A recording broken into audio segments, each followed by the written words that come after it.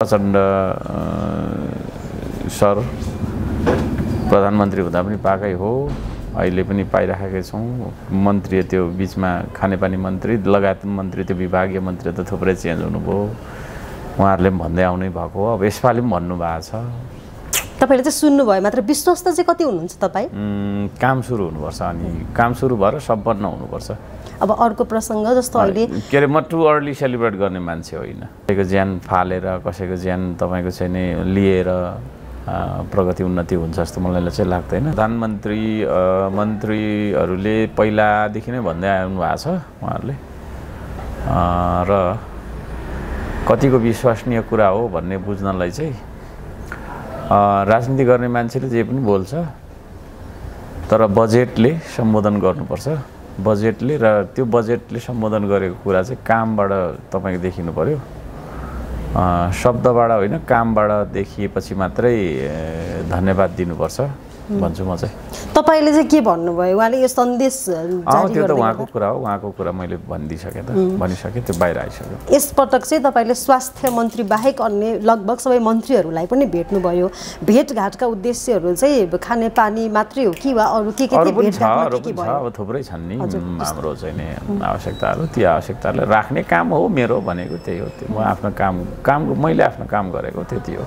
अनि रेस्पोन्स चाहिँ अघिल्लो पटक भन्दा केही सहज भयो? तपाईँ पनि अलिक सफ्ट रूपमा देखिनु भयो सरकारप्रति पनि, सिंहदरबारप्रति पनि भन्ने छ। होइन त्यस्तो होइन, सफ्ट हार्ड भन्ने केही पनि छैन।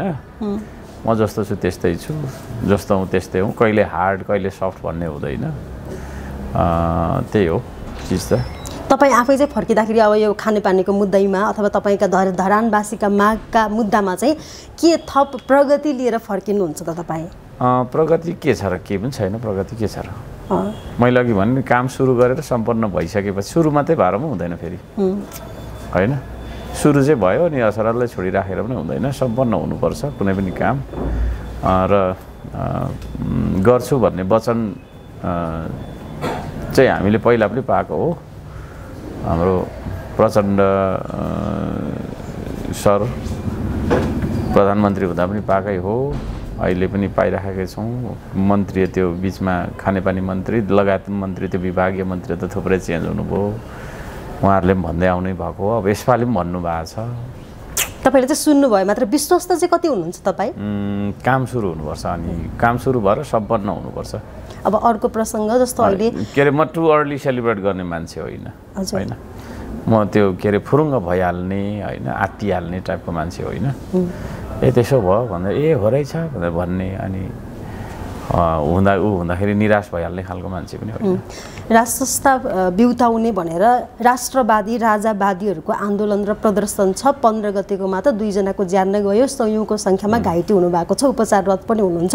आज पनि बल्खुमा छ, हामी पनि सडकमा अप्ठ्यारो झेल्दै तपाईँलाई भेट्न आइपुगेका छौँ। यति बेला यो आन्दोलनलाई लिएर चाहिँ तपाईँ के भन्नुहुन्छ? त्यही त, खोइ गरिराख्नु भएको छ उहाँहरूले, आफ्नो आफ्नो बुझाइ होला। सबै मान्छेको आफ्नो आफ्नो बुझाइ हुन्छ, होइन? मेरो मात्रै बुझाइ सही हो भन्ने खालको मान्छे चाहिँ म होइन। तर धेरैले मलाई आरोप चाहिँ त्यो लाउनुहुन्छ, उहाँ आफ्नै मात्रै हेर्नुहुन्छ, अरूलाई मान्नुहुन्न भन्छ। अरूको पनि बुझाइ होला, आफ्नो बुझाइ होला, उहाँहरूको बुझाइअनुसार गरिराख्नु भएको छ। त्यो कति सार्थक हुने नहुने, त्यसको औचित्य छ छैन भन्ने कुराहरू फरक कुराहरू हो। शान्तिपूर्ण होस् भन्छु म, कसैको ज्यान नजाओस्, होइन?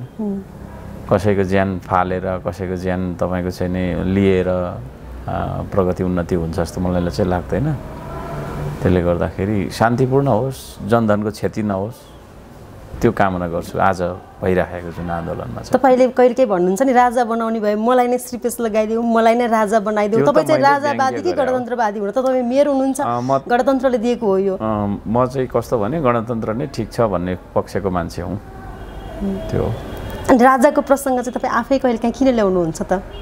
त्यो चाहिँ मैले व्यङ्ग्य गरेको होइन, यसो आफ्नो वाक स्वतन्त्रता भन्छ नि, त्यो प्रयोग गरे हो। तपाईँ पनि मेयर भएको कारणले गर्दाखेरि यहाँ काठमाडौँ महानगरपालिकामा चाहिँ काठमाडौँ महानगरपालिकाका प्रमुख प्रशासकीय अधिकृतलाई 104 दिन पछाडि निलम्बन भएको 104 दिन पछाडि चाहिँ फेरि काममा फर्काइएको छ। त्यसले गर्दाखेरि काठमाडौँ महानगरपालिकाका मेयर बालेन शाह एक खालको सङ्कटमा हुनुहुन्छ, तपाईँले हेरिराख्नु भएको छ। यसमा चाहिँ के भन्नुहुन्छ तपाईँ? सङ्कटमा देखिन्छ त्यस्तो देखिन्छ। अब त्यस्तो नगर्नु पर्थ्यो, नहुनु पर्थ्यो, अब भइरहेको छ। भ्रष्टाचार भयो, अनियमितता भयो।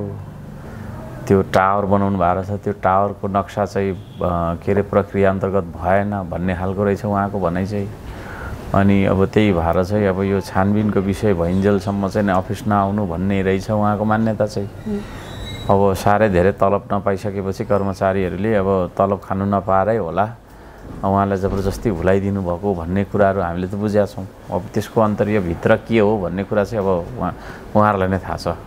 तपाईँ पनि स्वतन्त्र जितेको हुनुहुन्छ, बालेनले पनि स्वतन्त्र जित्नु भएको हो। यो दलले गर्दाखेरि चाहिँ सङ्कट आइराख्ने, अप्ठ्यारो आइराख्ने रहेछ कि भन्ने पनि देखिन्छ। तपाईँ आफैलाई काम गर्दाखेरि चाहिँ त्यस्तो अनुभूति हुन्छ कि हुँदैन? के अरे अब्स्ट्याकल्स त आउँछ नै होइन, चुनौतीहरू आउँछन्। सजिलो त केही पनि छैन होइन, केही कुरा पनि सजिलो छैन। अनि झन् साह्रो यो राजनीति गर्ने, एउटा सहरको नेतृत्व गर्ने, पालिकाको नेतृत्व गर्ने भन्ने कुराहरू त झन् साह्रो नै गाह्रो चिज हो। तर त्यो चाहिँ स्वभावै हो, त्यो जुन काम हामी गर्छौँ त्यसको स्वभावै हो त्यो। बालेन पनि स्वतन्त्रै भएको कारणले गर्दाखेरि अप्ठ्यारो आएको होला। जस्तै खेती गर्ने मान्छेलाई पनि असिना पर्छ नि त, किसानलाई असिना आउँछ, बाढी पहिरो जान्छ, भनेको बेला पानी पर्दैन है, खेती किसानी गर्नेलाई पनि विभिन्न छ नि होइन। त्यस्तै हो, त्यो पनि एउटा आफ्नो काम, एउटा जब, आफ्नो त्यो उसभित्रको त्यो चुनौतीहरू हो। खासै ठुलो कुरा जस्तो त लाग्दैन मलाई। अब असहयोगहरू चाहिँ फिल गरेको छु मैले पनि, गर्न चाहिँ असहयोगहरू फिल गरेको छु। अनि यहाँकोलाई चाहिँ कसरी हेर्नु? उपमेयर एमालेको हुनुहुन्छ, बालेन स्वतन्त्र हुनुहुन्छ, उपमेयर र यहाँ कर्मचारीहरू अनि ओडाका प्रतिनिधिहरूको चाहिँ दल बलमा अथवा जोड बलमा भनौँ न फर्किनु भएको हो नि त प्रमुख प्रशासकीय अधिकृत कामको लागि। त्यो चाहिँ जुधाइ जस्तो, लडाइँ जस्तो लागेन तपाईँलाई? एउटा दलको प्रतिनिधिको र स्वतन्त्र व्यक्तिको चाहिँ जुधाइ जस्तो लागेन तपाईँलाई? त्यो त्यस्तो देखिन्छ हामीले हेर्दाखेरि। अब भित्र अन्तर्य के हो त्यो चाहिँ मैले अघि भनिहालेँ, मलाई थाहा छैन। तर त्यस्तो देखिन्छ, त्यो नहुनु पर्थ्यो होइन। अब किनभने पालिकाको पद सोपानमा सबभन्दा माथि प्रमुख हुन्छ, त्यसपछि उपप्रमुख हुन्छ, त्यसपछि प्रमुख प्रशासकीय अधिकृत हुन्छ, त्यसरी चाहिँ जान्छ कि होइन। त्यो तपाईँको चाहिँ पद सोपान त्यस्तो हुन्छ। सिनियर मोस्ट पर्सन त मेयरै हो नि त होइन। अनि अब मेयरलाई नै बाइपास गरेर अथवा ओभरटेक गरेर उसलाई चाहिँ नगनेर कुनै किसिमको गतिविधि पालिकाभित्र हुन्छ भने त्यो चाहिँ पद्धति र प्रक्रिया बाहिरको कुरा हो है। दलले आफ्नो सङ्गठनको दम्ब राखेर कुराहरू त्यो खालको गर्छ भने त्यो चाहिँ लोकतान्त्रिक पद्धतिभित्र पर्दैन होइन। अनि अब लोकतान्त्रिक पद्धतिभित्र परेन भने त्यो चाहिँ अराजकताको सुरुवात त्यहाँबाट हुन्छ। त्यसो नहुनु पर्थ्यो, नगर्नु पर्थ्यो, नगर्नुहोस् भन्छु म त यो मिडियामा होइन। अब मैले चाहिँ एउटा कुलमान घिसिङको सन्दर्भ पनि जोड्न चाहेँ। विद्युत प्राधिकरणका कार्यकारी निर्देशक जसको केही कार्य अवधि बाँकी हुँदै सरकारले हटाएको छ र नातेदारलाई चाहिँ त्यहाँ स्थापित गराएको छ। के भन्नुहुन्छ? नातेदार रहेछ? हजुर। ए कसको नाता पर्दो रहेछ? प्रधानमन्त्री केपी शर्मा ओलीका सालो नाताले चाहिँ।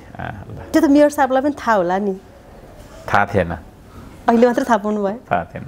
यस्तो भइरहेको छ, देखिने गरी पनि भएको छ होइन। यो अदृश्य रूपमा चाहिँ त्यसरी आफन्तहरूलाई राख्ने काम, पदमा राख्ने काम भइरहेको छ, देखिने गरी भएको छ। कुलमान घिसिङले चाहिँ नै घन्टौँको 24-25 घन्टासम्मको भनौँ न लोड सेडिङ हटाएर चाहिँ लोड सेडिङ मुक्त बनाउनु भएको थियो, उहाँलाई हटाइएको छ। तपाईँ चाहिँ के भन्नुहुन्छ यसमा? नघटाउनु पर्ने थियो, हटाउनु भयो उहाँहरूले होइन।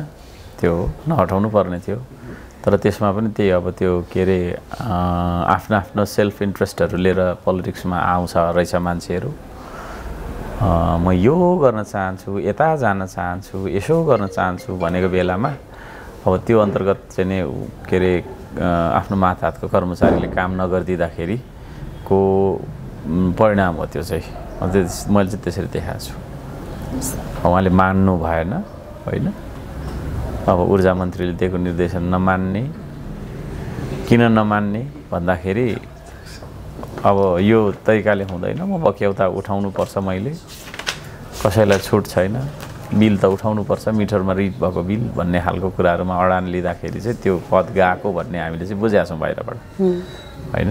अब त्योभन्दा धेरै कुरा चाहिँ अब हाम्रो कुलमान घिसिङ सरकै मुखबाट सुन्दाखेरि चाहिँ राम्रो हुन्छ होला। त्यसो नगर्दाखेरि हुन्थ्यो, गर्नुभयो सरकारले। अघिल्लो पटक चाहिँ तपाईँको गाग्रीले निकै नै चर्चा पायो, यस पटक चाहिँ त्यो भौतिक सामग्री केही पनि नलिकन आउनु भएको थियो कि के थियो तपाईँको? त्यो यसपालि गाग्रीको कुरा जुन गर्नुभयो तपाईँले, त्यो चाहिँ के अरे ध्यानाकर्षण मैले गराएको थिएँ, त्यसले धेरै मान्छेको ध्यानाकर्षण पनि गर्यो र उहाँहरूले तपाईँको धरानलाई प्रायोरिटीमा पनि राख्नुभयो भन्छु म चाहिँ होइन। त्यो विधि अपनाउनु पर्ने रहेछ कहिलेकाहीँ। यो यस्तो कुराहरूको उहरू उठान गरेरै आएको मान्छे भएको कारणले म अलिक रचनात्मक किसिमको आन्दोलनहरू गरिरहन्छु र यसपालि चाहिँ अब हुन्छ भनेर सिरियसली लाग्नुभयो त्यसपछि भन्ने मलाई चाहिँ लाग्छ। खानेपानी मन्त्रीको चाहिँ प्रतिक्रिया कस्तो थियो? उहाँको त ठिक छ, हामीले गर्छौँ भन्ने नै छ, गर्दिनँ त भन्नै पाइँदैन त्यो कुर्सीमा बसेपछि, त्यस्तो हो त्यो होइन। म पनि अब पालिकामा जो आए पनि हुन्छ भन्छु, म जे पनि म गर्छु हजुर, विकास गर्छु, तर कहिले गर्छु त्यो चाहिँ भन्दिनँ है भन्छु। अनि बालेनसँग भेट्नुभयो कि भएन? ठुल्ठुलो मागहरू हुन्छ होइन, अब सकेको म गरिहाल्छु, नसकेको प्रदेशतिर पठाइदिन्छु, केन्द्रतिर पठाइदिन्छु भन्छु, त्यस्तै हो। त्यसले गर्दाखेरि त्यो कुर्सीमा सार्वजनिक पद धारण गरेको व्यक्तिले कुनै पनि काम गर्दिनँ भन्ने अनुमति हुँदैन क्या हामीलाई। विकासको काम चाहिँ त्यो चिज हो, नराम्रो काम अब त्यो चाहिँ अब गर्नुपर्छ भन्ने छैन, तर विकासको मागहरू आउँछ, यस्तोहरू आउँछ भने त्यसलाई चाहिँ गर्नै पर्छ भन्ने हो। अब खानेपानी मन्त्रीज्यूले पनि त्यही कुरालाई सदर गर्नुभयो भनौँ न, हुन्छ भन्नुभएको छ। अब हेरौँ, अब यस्तो हुन्छ त मलाई अब मेरै कार्यकक्षामा पनि आएर मन्त्रीज्यूले योभन्दा पहिलाको खानेपानी मन्त्रीज्यूले भन्नुभयो हो 5 अर्ब मैले लगाइदिएँ यसपालि भन्नुभयो पोहोर धरानै आएर भन्नुभएको, मिडिया यस्तै मिडियाको सामुन्ने भन्नुभएको, भरे त होइन रहेछ। त्यसले गर्दाखेरि अहिले पनि मैले विश्वास गर्दिनँ।